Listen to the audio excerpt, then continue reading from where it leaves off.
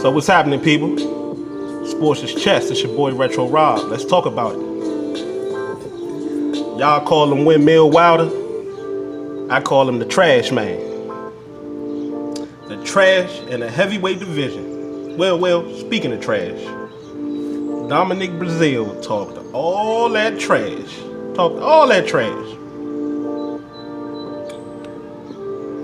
And what happened to him?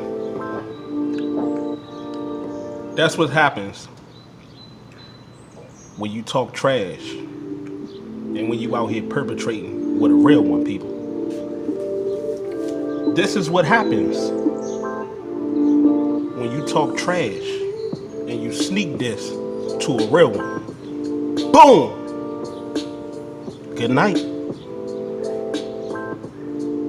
Boom! Good night. The three trash coutiers. Dominic Big Titty Breazeale. Dylan Eraserhead White. And Gerald Grease Big Baby Miller. The three trash coutiers. Now, Dylan White, excuse me, y'all. Dylan White is still running around acting like he like that. His time coming soon. You see what I'm saying? Dylan White's destruction is coming, you know, to a showtime near you. Big Baby Grease Miller, he's been MIA, he's been quiet because he tested positive for performance enhancement drugs. So he's laying low for a while, you know, because that isn't, you know, as embarrassing as embarrassing can get. So he's gonna lay low for a while. This is gonna be a quiet week, people. I was just telling my wife last night, right? Breazeale just wasn't gonna be enough. You gotta think about it. Just think about it for a second. A few years ago, he went 7 rounds with Anthony Joshua. We're gonna get to that in a minute too. He went 7 rounds with Anthony Joshua, right? And got knocked out. Joshua, as is Breazeale, is slow. It's very, very big. You gotta realize, you dealing with, you know how you got those big guys. It's 2 different types of big guys, right? In school, you have those very, very fast and athletic big guys. Well, it's 3 types of big guys. You see what I'm saying? You have the big guys that are quick for their size, like heavy set. You see what I'm saying? Chubby. And then you got the big bulky guys like Anthony Joshua that are bulky and strong, but they have no finesse to them. They just stiff. They real stiff. You see what I'm saying? They're not nimble. They're not quick. They're just stiff and just all muscle. You know those guys that just walk around in the gym, you see what I'm saying, flexing their muscles. But if you was to play them in a one-on-one game of basketball, you see what I'm saying, that'd be torture to them. You see what I'm saying? That'd be like torture.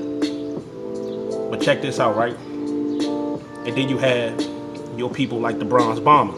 You feel what I'm saying? That's like Deontay Wilder. That's just like Robert Griffin III when he went to the Redskins, when he got drafted to the Redskins. I knew he wasn't going to last long because, first of all, I know I'm stepping on course, but I'm just using an analogy, right? He played in the shotgun. You see what I'm saying? At Baylor, he played in the shotgun spread offense. So people that, like quarterbacks that play in the shotgun spread offense, it normally doesn't pan out too well because it takes time for them to learn how to become a true pocket passer. You see what I'm saying? Saying that to say this. Anthony Joshua, as we seen with Dominic Breazeale last night, it's going to take them a long time to be able to even compete with somebody like a Deontay Wilder. You see what I'm saying? It's just one of those things to where as though you either got it or you don't. You see what I'm saying? This is why Fury posed a little bit of a threat towards Wilder. It's because Fury is also big and he's also nimble. He's also, you know, that head movement. Fury has that head movement like Muhammad Ali. You see what I'm saying? Kind of like a, you know, that rope-a-dope. He has that movement like Floyd, the way as though they good at bobbing and weaving. They real good. They advanced at bobbing and weaving. You see what I'm saying? It gave Wilder, it posed problems, and it gave Wilder problems, and it's going to give Wilder problems if they were to fight again. But I feel like this time, you know, last time Wilder had nerves, but this time Wilder will be more patient and more poised, and he'll get Fury out of there as well. I literally feel like, at first I always thought, well, maybe Fury and Luis King Kong Ortiz will give Wilder problems. But now, I still feel like Ortiz will definitely give, out of all of the heavyweights, I feel like Wilder should stay away from Ortiz. You know, he already did what he had to do with him. You know, no other heavyweight in the division. In the top three is being Joshua, outside of Ortiz, Joshua, Wilder, and Fury. The other two didn't fight him. Joshua and Fury did not fight Ortiz. Wilder beat him in a great classic matchup and knocked him out with an uppercut in the 10th round. You see what I'm saying? But I just feel like that's the fighter that Wilder should just stay away from, because I do feel like Ortiz know where he went wrong. And not saying that Wilder couldn't beat him again, but I'm just saying that that would be a very dangerous fight the second time around, because you give Ortiz a chance to redeem himself. You see what I'm saying? Already alone, Ortiz is a dangerous fighter. I just feel like Wilder should just focus more on, you know, he deserves a break. He deserves, because you got to realize, he fought Luis King Kong Ortiz, who was known as the boogeyman in the division. He fought Tyson Fury in a draw. You know, another classic fight, down to the wire fight that ended in a draw. You see what I'm saying? And he just fought Dominic Breazeale. You know, 3 of the top 10, I should say. Tyson Fury and Ortiz are top 3 or top 4. And Breazeale is like top 10. You know what I'm saying? Breazeale and Dylan White and Big Baby Grease Miller, they're like the tier under Ortiz, Wilder, and Joshua and Fury. You know what I'm saying? They're a tier under. And that's another reason why I felt like Breazeale had absolutely no chance. Outside of his attributes, outside of him being very, very slow. You know what I'm saying? I could see it going in. A lot of people say, well, Wilder and Joe Joyce will be a great fight. Joe Joyce is another one of those fighters that's just too slow. He's just too slow. Wilder in Ajagba, you know, that dude is dangerous. The Nigerian, Ajagba. And Ajagba is signed under Shelly Finkel too, so I don't know if that fight will ever happen. And, you know, he's not, you know, I don't feel like he's seasoned yet or prepared yet. He's just one of those fighters, those up-and-coming fighters like Daniel Dubois. He's another one, Daniel Dubois. Another nice one. You see what I'm saying? But I just knew coming into this fight that Breazeale was, you know, he was stepping way out of his league, man. He was stepping way out of his league. Too big, he too slow. You see what I'm saying? Wilder was going to catch him, whether it was first round or whether it was the 12th round. He was going to get caught too slow. You see what I'm saying? Too slow. Same thing for Joshua. I feel the same way for Joshua. That Joshua fight isn't going to end up like people believe. Joshua has no head movement like that. You know, he always keeps his, you know, has a tendency of keeping his hands down, not keeping his hands up. You know, he have no athleticism. Anytime you 6'6" and you 200, over 200 some odd pounds, and you all muscle, and you can't even dribble a basketball, you can't even, you know what I'm saying, you ain't got no finesse to you, and you going in there with somebody that can dribble a ball and has played basketball and that, you know, is athletic and does have speed, spells trouble. You see what I'm saying? He's tailor-made to go right to bed. And all of Joshua's protectors, they know that. You see what I'm saying? They know that. Where are the protectors now? Why are they now? Oh, he was going to come in. Breazeale was going to come in there and get Wilder trouble. You notice they always said Stavern was going to get Wilder trouble. Knockout. You see what I'm saying? Well, he ain't fighting Ortiz. Ortiz going to get in trouble. Knockout. Oh, yeah, but Fury gonna get him this knockout. You see what I'm saying? Dominic Breazeale, he ready, knockout. You see what I'm saying? It's gonna happen. The same thing is gonna happen to AJ. It's just a matter of time. But see, AJ is definitely smart. He's definitely smart. I've been saying this a while ago. AJ said, you know, he'll fight Wilder in like 20. He'll be prepared for Wilder in 2020. I feel like AJ and Fury actually went in there and felt that power. You know what I'm saying? Firsthand. I feel like AJ and Fury are going to sit back, strategically sit back, and wait and see what happens with Wilder. Wait and see if Wilder slip up and he lose, so they can come out of the woodwork and say, well, I knew this and that. But they're strategically sitting back, hoping that either A, Wilder, loses to someone in whatever fashion. B, whether, if he deteriorates and he showed that right hand, deteriorates and it don't look as devastating as it is now. You see what I'm saying? And C, they trying to age him out. You feel what I'm saying? They trying to age him out. I honestly, at this point, I would be surprised if AJ and Wilder, this could very well look like a Riddick Bowe versus Lennox Lewis type of situation. This can very well end like that. A mega heavyweight showdown that everybody wants to see that may or may not take place. And it's super sad how Showtime and everybody that's, commentating and representing Showtime is trying to act like AJ isn't ducking Wilder. I said it last night. Wilder took the high route. You know what I'm saying? He took the high route because he didn't want to scare AJ. Because in the past, Wilder was like, he's scared, he's ducking, you know what I'm saying? And I just feel like AJ is going to play this thing out. He's going to sit back. I'm already saying it. When he knocked out Stavern, I was like, okay, if AJ wasn't ducking before, he definitely going to duck now. Then he knocked out Ortiz, somebody who AJ openly ducked.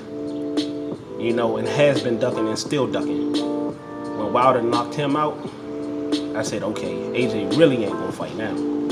And then he fought Fury. Everybody was hoping Fury was gonna be the one because of Fury being, the head movements and his boxing IQ. Dropped Fury. That turned into a draw. So now it's like, you see what I'm saying?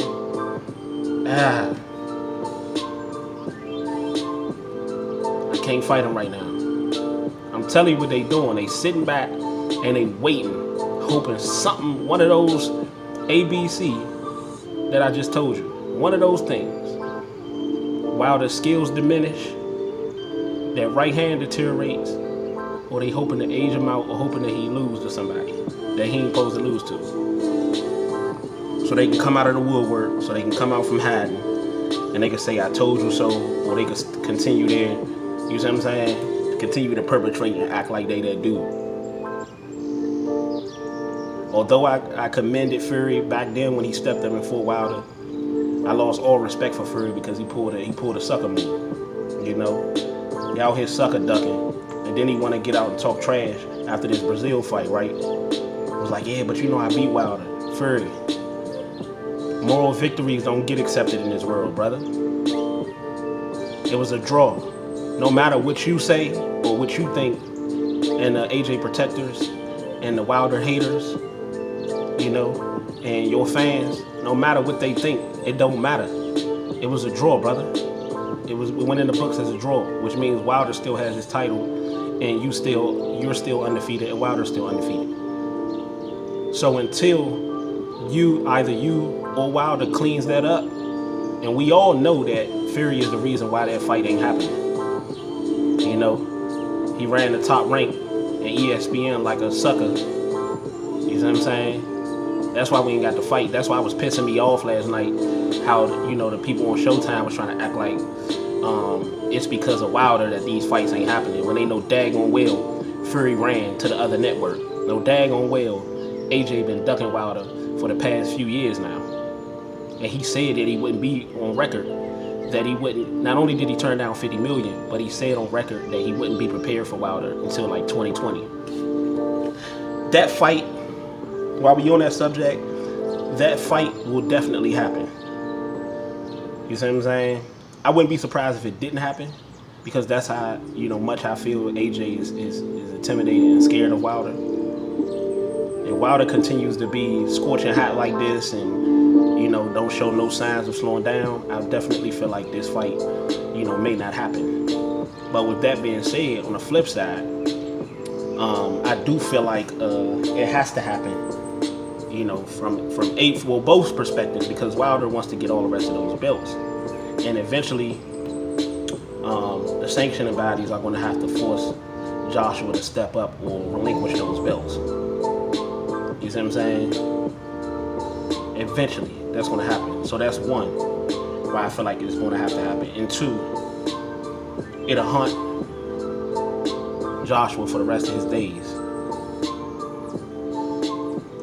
If he then went all these years perpetrating, and then you end your career off not fighting the one man who will complete your legacy. I use the analogy with Wilder as Wilder being that dog. Like, how you playing football, or you playing, baseball, or any type of sport, and you near backyard, and the ball or whatever goes over the gate, and it goes in there with like a vicious Rottweiler who ain't ate in days, or a vicious pit bull. Wilder is that Rottweiler. He's that pit bull. You want to get that ball. You spent money on that ball, or whoever, your parents, they spent money, and you want to get your ball so you can continue your game. But in order to get that, get that ball, you got to get through that pit bull. You got to get through that Rottweiler. You see what I'm saying?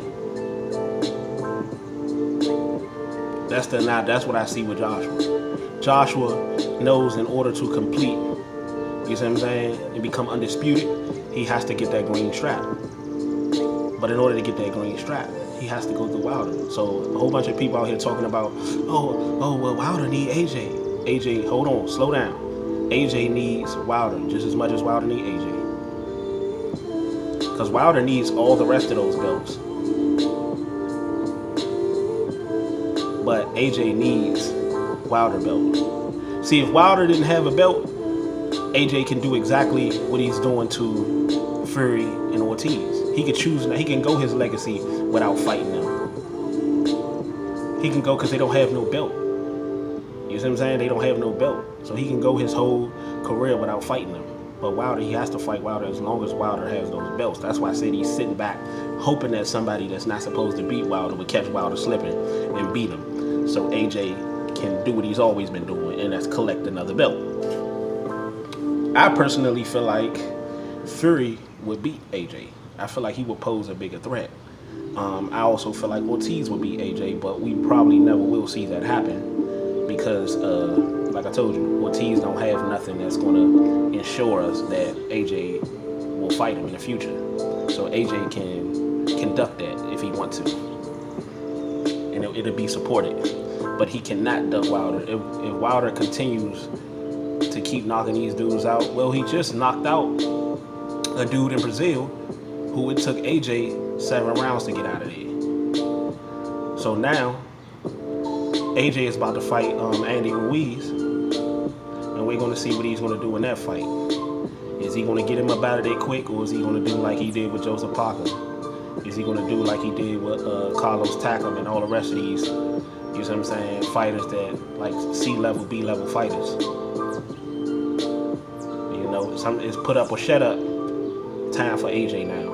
And I know a lot of you AJ supporters gonna get on here and y'all gonna hate, but it is what it is. I already know what time it is, man. I done did my homework. You gotta realize, before I started my channel,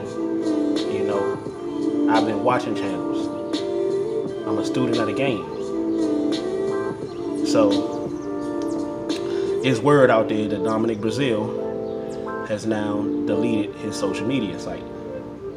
I could tell from, the after the fight happened, I could tell that Dominic Breazeale was just, he didn't want to do no interviews, he didn't want to do no post-fight interviews. I could just tell that, he's out of it. But he did actually hug Wilder, and, so he wasn't a sore loser in that aspect. But Dominic Breazeale got to be feeling it. Because you talk all this trash to go in there and get beat like you did. But it is what it is. I ain't really putting too much energy into this one because I knew it was going to happen. You know what I'm saying? I knew it was going to happen. It was nothing that Breazeale can bring to the table. You know what I'm saying? There's levels to this thing, baby. There's levels to this thing. He's like that second tier. He's not top tier. He's like the second tier. With Gerald Miller and Dillian White, he's that second tier. Joseph Parker is like that second, third tier. You know what I'm saying? Where you're good enough, they're good at like the second tier, the Dillian Whites, Gerald Miller, they're good enough to see who's going to win between each other. But none of those three that I just named in the second tier can beat any of those four in